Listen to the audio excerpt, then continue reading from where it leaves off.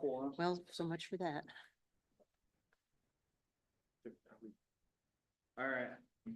Well, All right, I'm gonna call to order, Park and Rec Advisory Commission meeting. It's Thursday, January 2nd, 5 o'clock at City Hall. We're gonna move to, or make a motion, or can I get a motion to, approve the agenda for tonight? Also move. I'll second. All in favor? Aye. Aye. Motion carries. Can I get a motion to approve the December 5th minutes? I'll make the motion to. I'll second that. All right, all in favor? Aye. Aye. Motion Do we have a quorum here tonight? 3 should be a quorum, right? Okay. Yeah. Motion carries. Moving to open forum. We have in the audience tonight, Bruce. Bruce, any Getting thoughts? his Oh. feet wet here. Why doesn't he just come on up here? Yes, Bruce will be taking over in an official capacity in February, so he's getting a little more acclimated, and tonight is Paula's last meeting, so.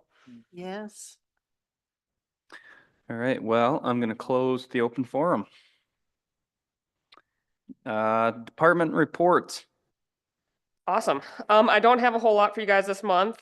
We flooded the rinks. We closed the rinks. We're flooding the rinks again. And our hope is that we'll be ready to reopen the warming house tomorrow. They've been working pretty hard on it here today to build some ice back. So with that, we trained all the seasonal staff. Recreation programs are starting next week. So that's youth pond hockey, adult pond hockey, and youth basketball.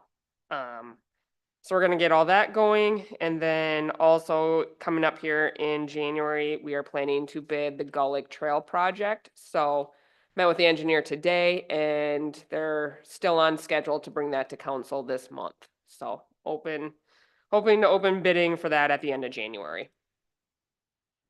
The next 2 weeks look good for ice making. They do, they're cold, really cold, Now we just need some snow. after we make ice. Well, yeah, after you make ice. After we make ice, then it can come. So, yes, happy to answer any questions if you have them, but it's mostly all revolved around ice, making ice, keeping ice. Yeah.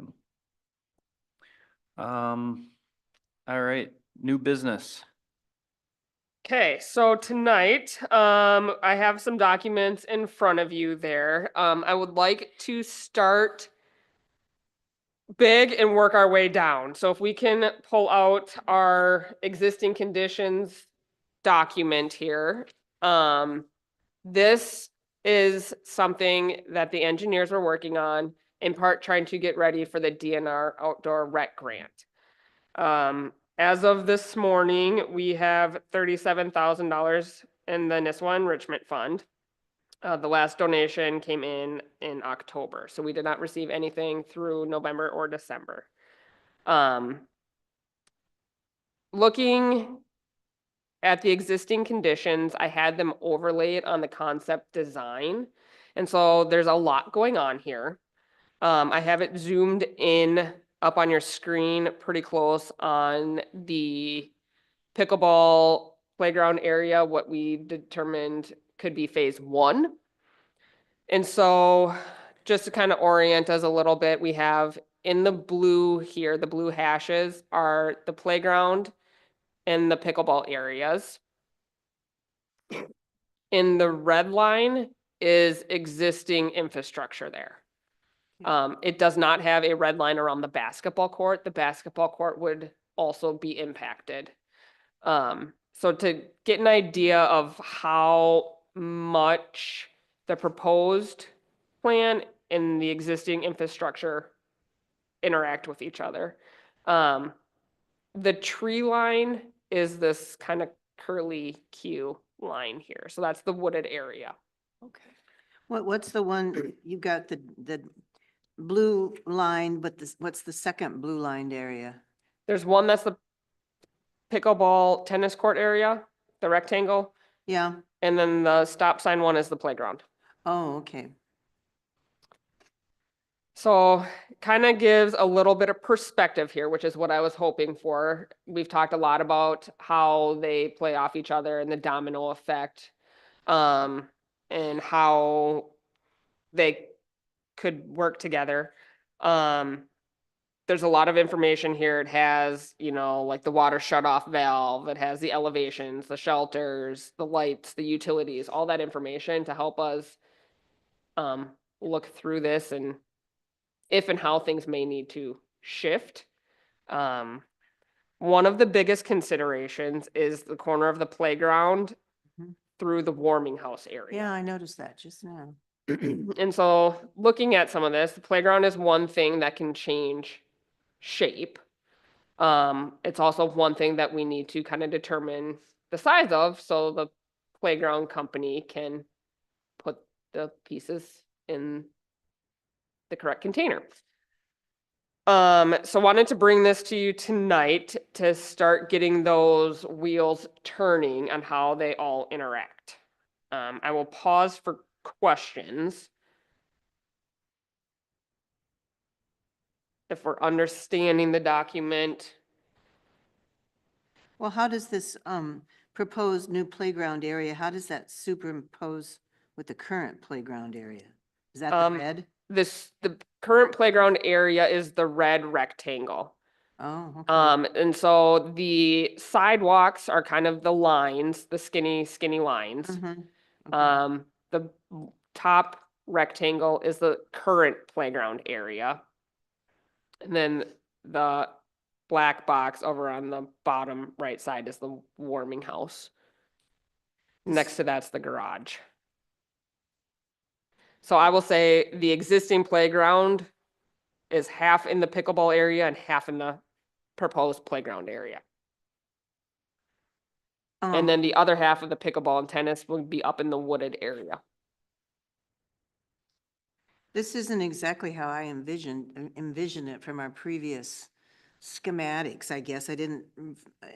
I thought the playground area, the proposed one is more in line with where the current playground was. And the pickleball area encroached on that wooded area further in than it shows it here. How far into where's the boundary of the wooded area? Little curlies.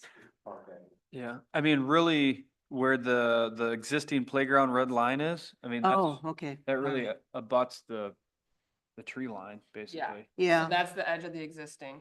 okay. That's the tree line. Oh, all right. And then right now, this area is just kind of a grassy Mhm, opening. So mhm. that's why that's not a, That's a good question. Okay, that's 'Cause I concrete think- sidewalk, Isn't that where the concrete sidewalk. existing playground existing is right now? yeah, okay, all right. So it Remember, where are should- the bathrooms? That'd be in this In the building. warming They're in the house warming building. house. Oh, they are. Okay. Yep. Oh, okay. Okay, that makes sense. Okay. Yeah. We're all following? Yep. So as I see it here, I mean, if we were to move forward with phase one, we'd be taking out the warming house. And essentially shutting, I mean, the rink would be maybe operational, but we'd be looking at no warming house. Or we could move the could move the boundary over boundary to of the the left more. Playground? instead. That's kind of one of the things up for debate. Mhm. Also depends on the life of the hockey rink. If the hockey rink doesn't have life in it, the warming house doesn't need to exist. But the bathrooms do. Less than ideal, but you could put in porta potties temporarily. So this is kind of where it's tough because we don't have the full funding plan. We don't know the exact order of life left.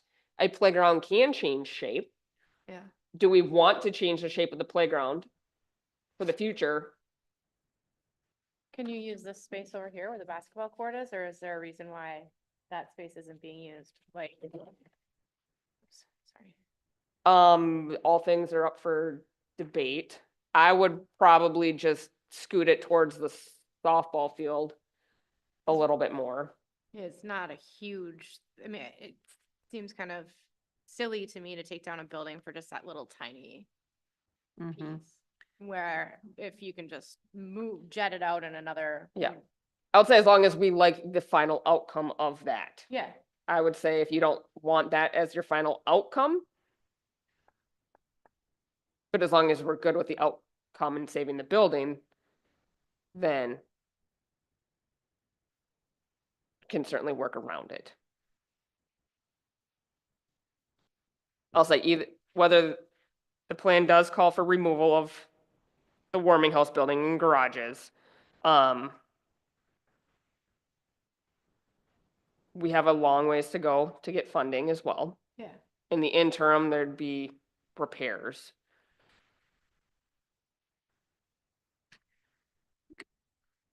So you still got over here to the right of the playground and the pickleball area, you still got that grassy area that's in there now.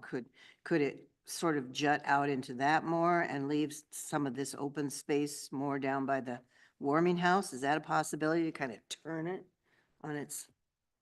Yeah, and again, it doesn't have to be a rectangle. A playground's the one thing that can have, Yeah. Like even Look this at- look like a kidney. section you could borrow it here and you could go straight out here. and Yep. It would equal basically the same amount of square footage. so what I'm hearing right now is trying to find a way to keep the warming house building, work around it. Mm-hmm. Other than that, are we generally liking how they interface, how they overlay the proposed locations? Yeah. It's gonna be a long time before the ice rink is rebuilt to the specifications of the master plan. Potentially, yes. And we already have issues going on there in the ice rink with just updating things. Mhm. So we really do need to keep that warming house.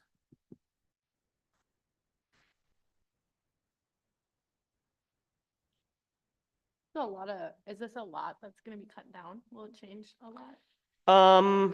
Let me see this scale.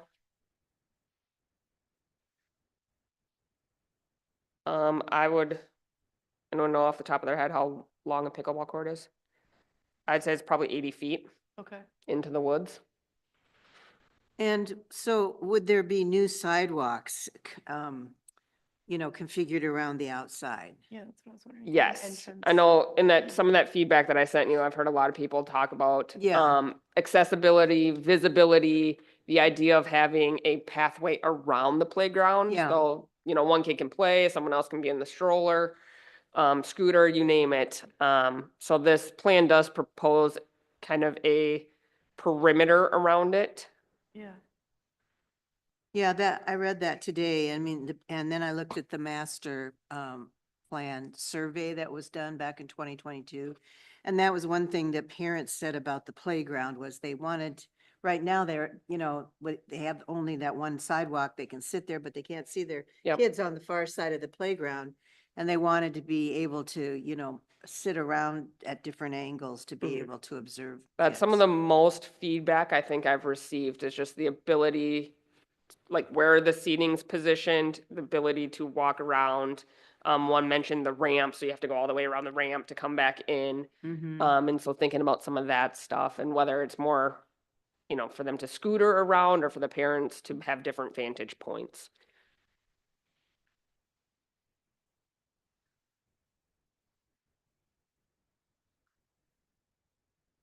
How does this jive with the flyover that's on the, the the Zoom that was generated? It doesn't seem to me to be the same. Because that included, sort of by the playground, a big seating area and tables, and is that incorporated in here, or is that just It should. an You can- idea? You can see kind of where the underlying master plan is. It's kind of shaded in green and blue underneath. Oh, This is Um, the new hockey, and like right here is a fire pit, and this would be all the seating in here. okay. So you can barely see it, but this should match up with the master plan. Like here's the proposed new parking and the tennis court. But where would that kind of a central area be on here? Looks like the, patio? looks, The seating is all in here, cause you Oh, can see oh. like fire pits and like a big patio in here. Okay. And again, conceptual, so like if there's something, it gives an idea of, I think it had, a bench in each corner and like, nah, let's put like a shelter right up next to it. Yeah. Or, we want something different or a pathway, So it's like conceptual, we need to pick kind of the area, the zone, I'll call it a zone to work within. Keeping some of that feedback in mind. Well, from what you just said about the amount in the Nisswa Enrichment Fund, I don't think you're going to be submitting a DNR grant this coming March. Highly unlikely unless January is crazy busy.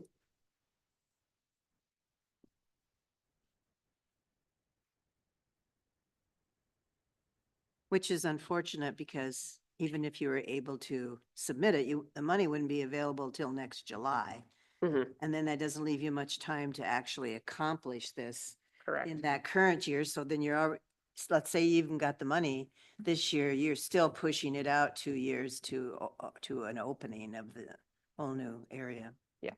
So the other thing that we'll be keeping an eye on this spring too is the local option sales tax. It's something we've talked about in the past as a potential funding mechanism. Bruce has extensive experience in his work in Detroit Lakes on different taxes, food and beverage, local sales tax. So that's something we'll be monitoring, and however that plays out in legislation. If this is something that could qualify, we can bring it to city council to see if there's an appetite for that. So that's also something that we're monitoring along with the Nisswa Enrichment Fund and seeing what we can do to re-engage that come springtime as well. But I do think this is, regardless of the grant and the timing of that, I think this is very good information for us to work with to help us start figuring out some of these more fine details and being able to direct some of that.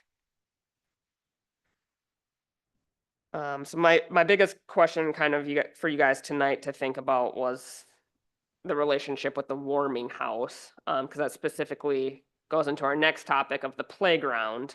But there's definitely a lot of food for thought here and just layout and then it goes into the whole engineering of it all. How much life in that rink? And I mean, that question I know has been asked for 15 years now. It's tough. It's in tough shape. We did patch the concrete. There's cracks all in the patches, so it'll have to continuously be dealt with. There are 12 bulbs out.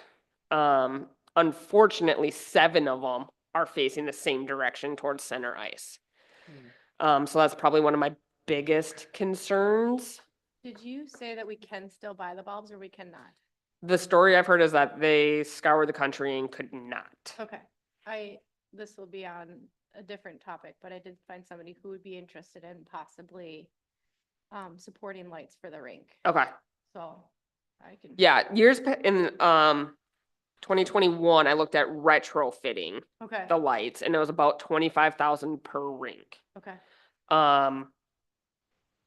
Happy to go down these paths to see if there are bulbs, to see what that cost might be. But that's probably one of my biggest concerns in terms of hockey yep, is the lighting. In terms of summer, it's the damaged concrete. Also thinking about the tubing underneath and the glycol still in the system and what that is doing underneath the concrete that we can't see. So if it's still intact, if there's damage to it, if it's what we need to do with the refrigeration system. And just out of curiosity, are you guys still flooding the second rink or are you just doing the one? We're doing both. You are doing both? Yep. So the Just skating curious. rink is operational. This is our first year just having kind of a class 5 curb. So it's a little bit new and learning for all of us. without snow. Be great if there's a little bit. But yes, and we still have both of them. I think it's, people really like having the separation. Especially for small kids. Yes. Is there gonna be any benches out there? It'd be helpful. We put some rocks around there and people have been using those. Mostly to try and keep people from driving on it, but. So probably more to come on this. Again, there's a lot of information here with the existing conditions. There's definitely gonna be a lot more dialogue and fine tuning. If we're not able to apply for the grant, probably won't have the engineers keep doing work. So the whole goal was to be ready to apply for the grant. They did put out the new information in December. There's some additional environmental things to step through.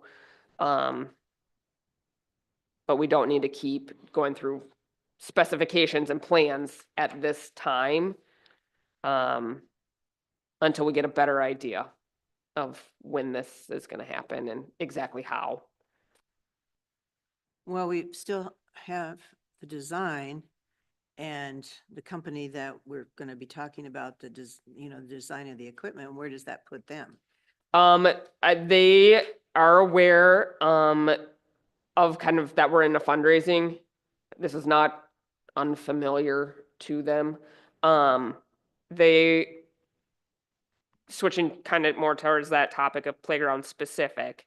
When I talked to the rep that would be designing it, kind of talked about getting them some preliminary information here, talking about just some high level desires that we would have for them to then begin an initial design for us to respond to.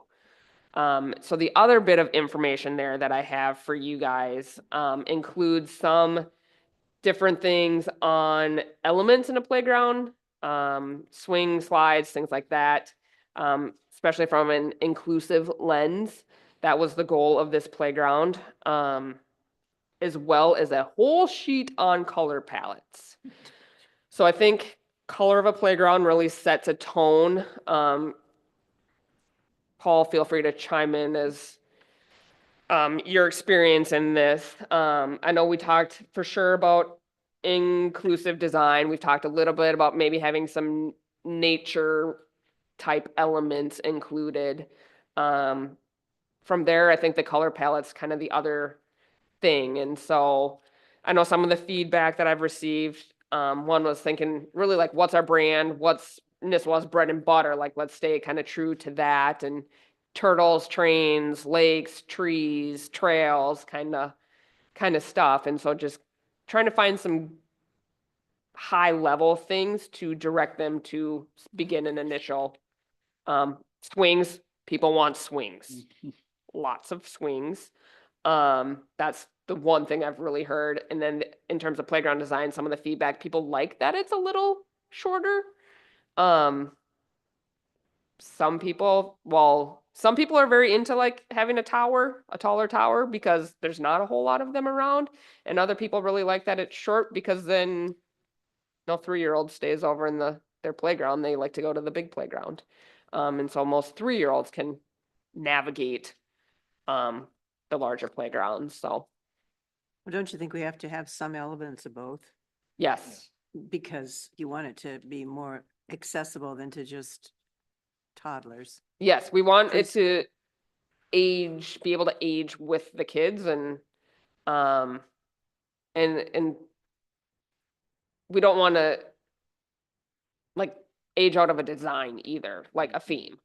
So we don't want to get so, I think the one person said trendy. We don't want to be so trendy that it doesn't last the length of time. And then we want it to grow with the users as well. So I think in a lot of playground designs, it's like 20% 2 to 5-year-old and then 80% 5 to 12-year-old. And it's interesting too. In a lot of cases, the higher you get, the less you can do with that height. Mhm. And so a lot of times you see these structures that are just really high, and then you have like 2 or 3 slides coming off of it. Mhm. Then if you actually watch kids play, kids get bored of slides pretty quick because they're not challenging. Kids want to be challenged. Mhm. And you can only go up to, and then go down a slide so many times before you get bored. So then all of a sudden you watch them, they're climbing up the slide, they're trying to get on top of the tower, they're jumping up. So it's, so I think height is important, but I think height is a little overrated. I'd rather see something small or like lower, but more challenging events throughout than just to put a tower with slides up there, Yeah. because that gets old really quick. I think there's, yeah, and to that point, when you see like ninja courses, and maybe we don't want a full ninja course, but maybe there's some elements of that to have that physical challenge without, a height thing. And and if we're gearing towards inclusive, I mean, there's no elevation in that park, essentially.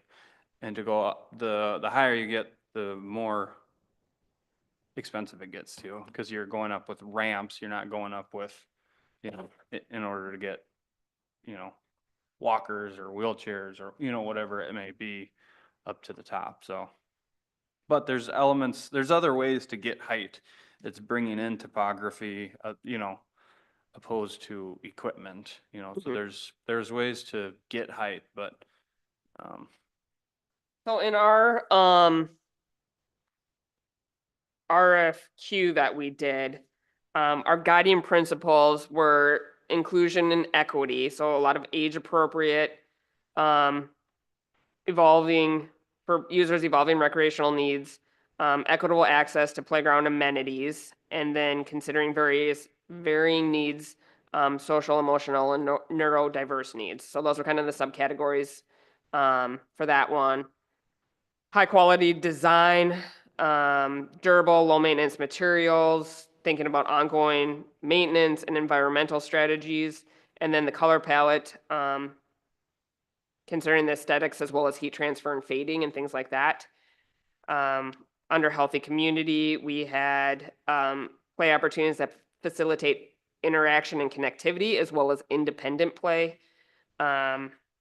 And then activities that promote movement, active play, and motor skills, as well as mental health and development.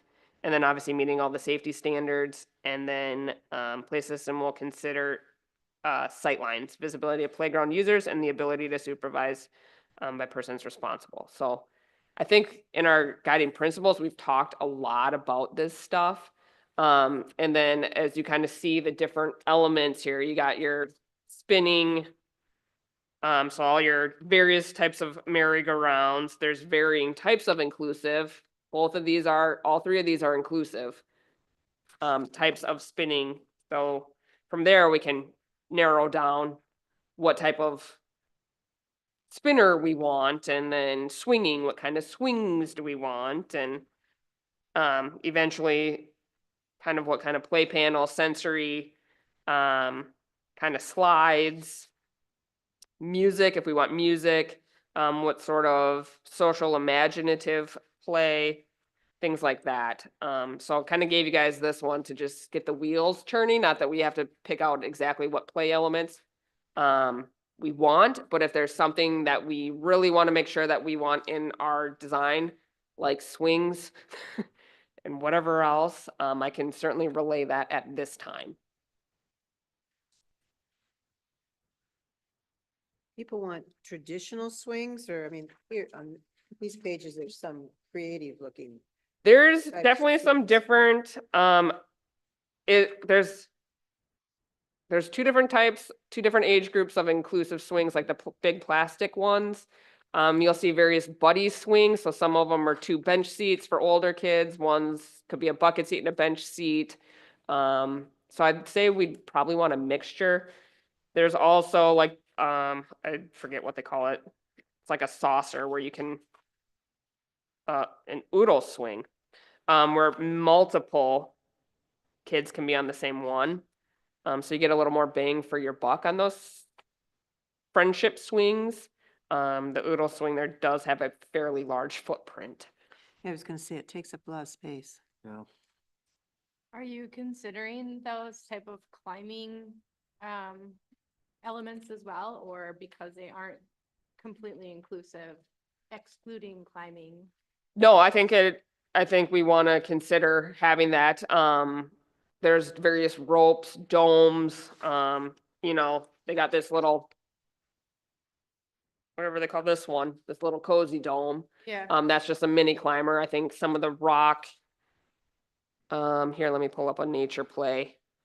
You got these rock climber type things, that have nets on them.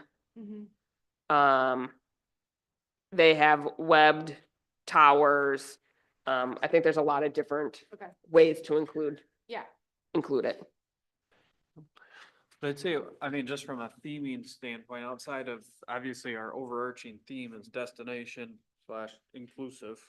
I mean, that's what we want it to be, but our underarching theme, I do like more of a natural tones.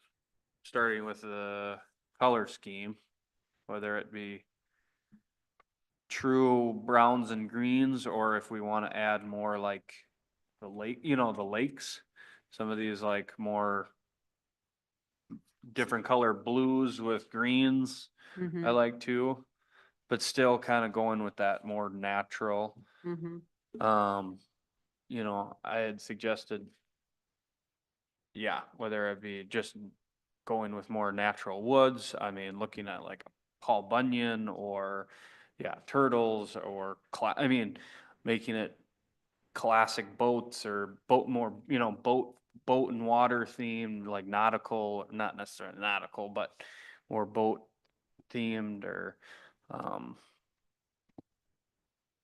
and I mentioned I don't want to like over theme it to where it becomes cheesy, but I think working with Lands or Flagship Recreation, I think they can do a really nice job of making it classy, and still having a theme.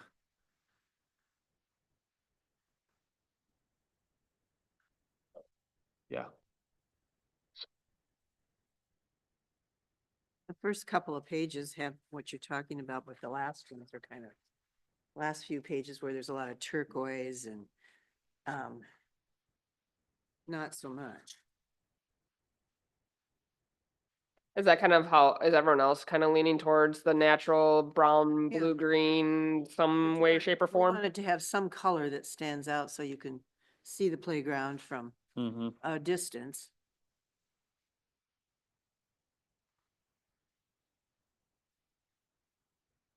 Are you looking for us to pick out from these examples you have here? Not necessarily. By what I heard from the community, I was kind of thinking along these same lines as you guys. I don't think we want to go full primary color on it. No.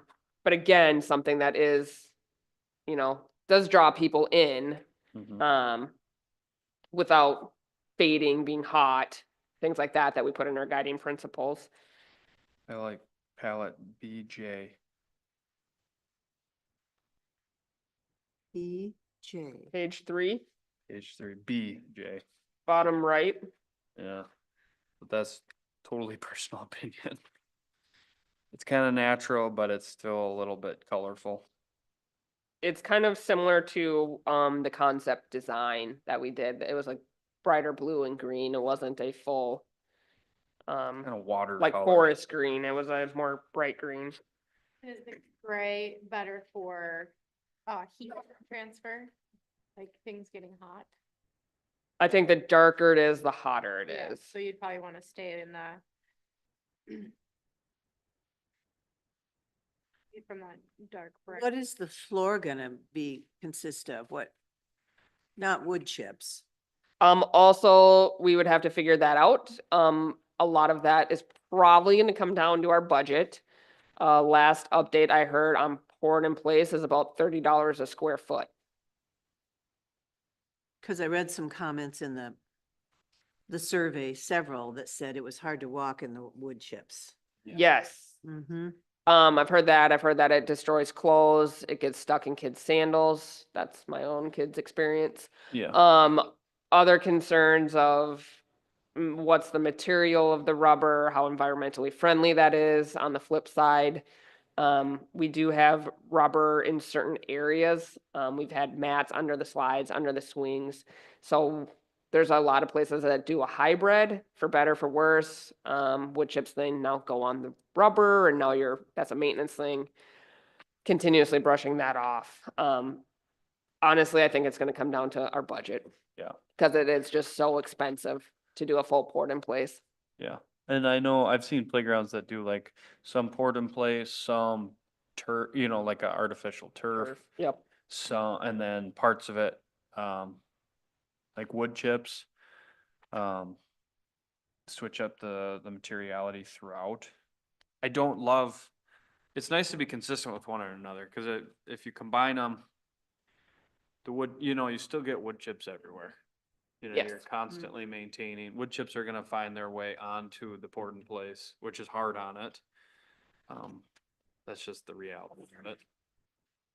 Yeah, I've also been told that it's hard to match port in place, so it's actually better to have different colors in design to it.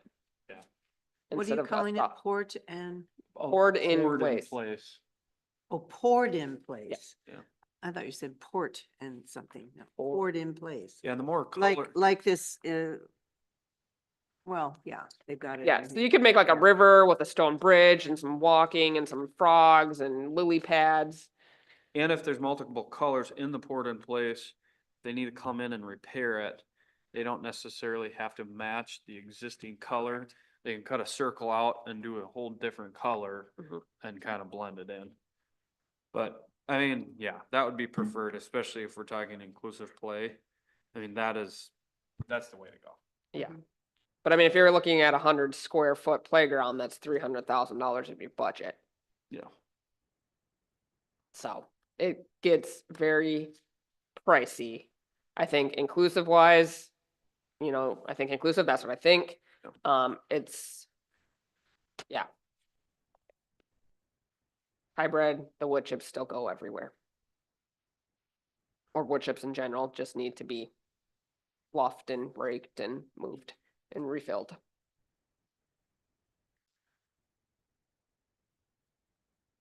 Well, I'll be anxious to see what you all come up with. We'll be anxious to see how much funds you can raise now that you're not on the planning commission. Oh, yeah. Okay, yeah, I kind of talked myself into that. Any other thoughts on just general direction? I'm hearing a lot of just kind of keep it classy, nature, traditional Nisswa, neutral-ish with a pop. Yeah, Potential for changing the shape of the playground to go around the warming house. Any other elements that we for sure want to have in our design? I mean, when talking about inclusive play, just as important as the equipment, having the correct seating, the Mhm. correct shade, the correct visibility is all very important to the experience. Mhm. Because you need the caretakers, parents to be able to have a place, be able to have visibility, need proper seating. I've also heard the bathrooms, not just in this scenario, but what type of bathrooms we put in and then general visibility to the bathrooms. Like existing right now, you can't see in the doors. So there's apprehension from parents to send their kids alone to the bathroom because they can't see them come in and out. Yeah. And this is far down the road, but I know that there are very few accessible bathrooms that actually have like a lift in them, for certain, kids with disabilities. And those parents seek out those type of bathrooms. They won't go to a certain park if they don't have the right bathroom facilities. Not to say we have to have that in this park, but I know there's grants and funding out there for cities who are willing to go down that road. It's not something we have to think about now, but as we're getting a little bit further into the planning, if we are able to provide that in a park like that, even better. I don't know if it's required as of yet or if it's coming down the pipeline, but adult changing tables where the table lifts up and down is coming down the pipeline. Yeah. If it's not here already, so Yeah, I don't think it's here, but it's something to consider. definitely. Cause yeah, I know there's even an app out there that helps parents find the changing tables that are throughout the state. And Yeah. they'll pick certain playgrounds specifically for those facilities. Yeah, I think equally important is our, our supporting facilities. Yeah. I agree. Well, it'd be nice if if this playground is like a destination playground. Yeah. That people really seek out in this north central part of Minnesota, because it'll draw people into the community to spend money downtown and.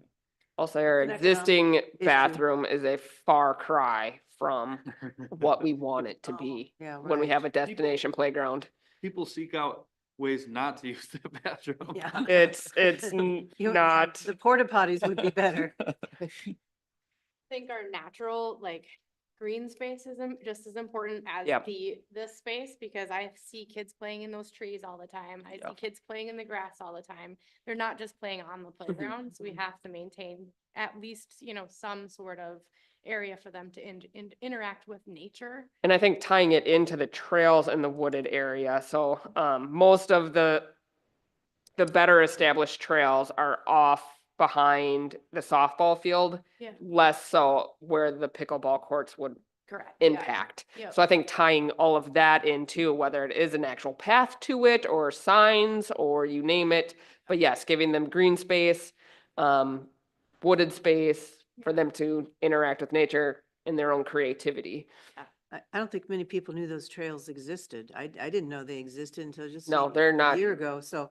To defined. make it, more signage to direct people to them, so they Yep. got a short walking path. Hours on those trails. Did you? Yeah, oh, yes, Really? yeah, I Oh. mean, because you, first of all, like, all the animals that are back there Well, and, probably, yeah. When it's monarch season, there's a lot of opportunity to Mhm. watch them grow. Oh, So that's great. Yeah, I think we have a lot of really good ideas and perspective and have heard the community in a lot of ways. And so I think it'll be important to keep those at the forefront of our mind as we start dialing this in and kind of go from there. And if we need to go back to the community for more input or check in with them, we'll kind of keep that on our radar as well. I will relay this information to them and hopefully we will have an initial design to kind of react to here in February. That was kind of the goal, even though we don't have a full budget or an exact container size. I think it'll be good to just start getting some things on paper for us to react to. Any final other thoughts? Is our goal to have all of the elements that are in this little grouping here, the spinning, the multi-sensory play, the swinging, the music or do we have to give them some guidance on which of these elements we really want to see? I mean, I think they have a good understanding of what an inclusive destination park should include at the minimum.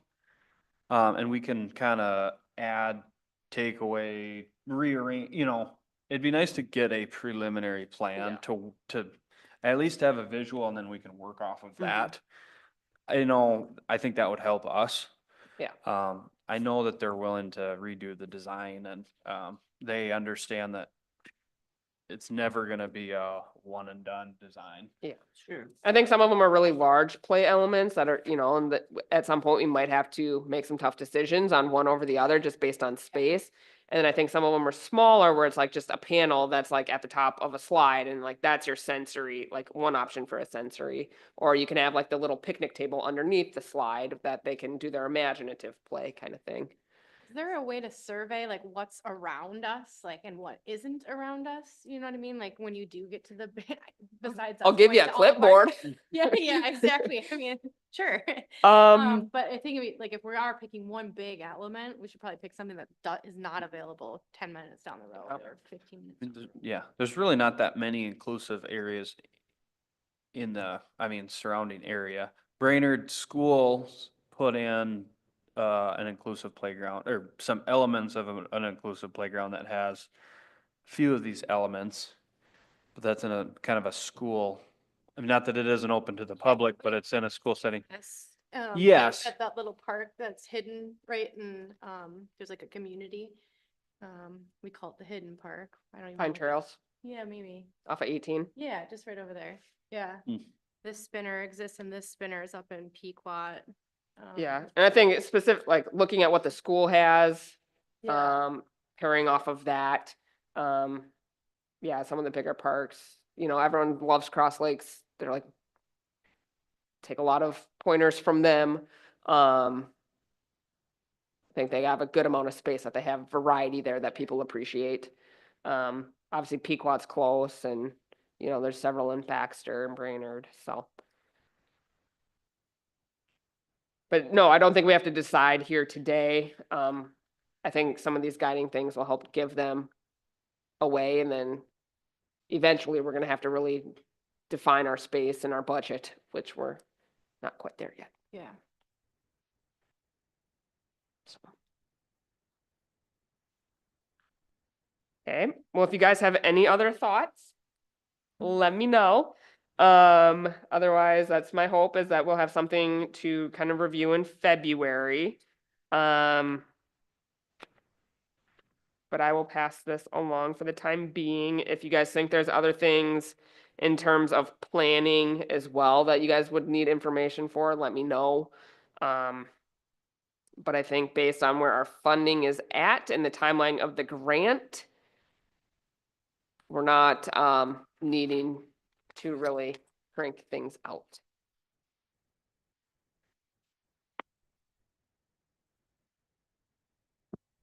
Okay. There's no other thoughts. Our next meeting is February 6th. I want to thank Paula for her 8 lovely years hanging out here Yeah. first Thursday of every month, plus the Gull Lake Trail. Wasn't always here. Wasn't always here, but A lot's happened in the last 8 years. it has, I but mean, we've got the Nisswa Park, the Gull Lake Trail, the master plan done, the new park over and off of Camp Lincoln Road. So yeah, a lot has happened. a lot of good work has Yeah. been done. So thank And I you know for your you're contributions. In good hands. Bruce will bring a lot of, from what I've read of your resume, you bring a lot of strengths to this group. So welcome, and I'll be keeping an eye out. See you on the trails, Yeah, hopefully. So, I hope so too, since I live very close to the Yes. Gull Lake Trail. okay, there's nothing else. A motion to adjourn. So moved. Second, Second. Motion. meeting adjourned. I don't